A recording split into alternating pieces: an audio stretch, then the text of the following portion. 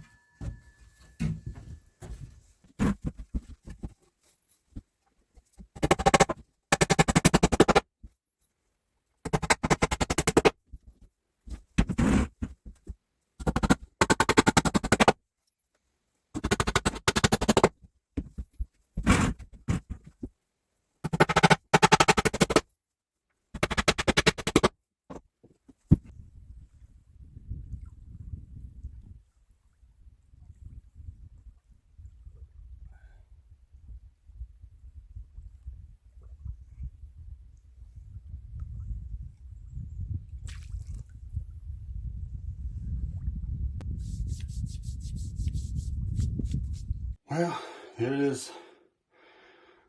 it turned out a lot better than I thought.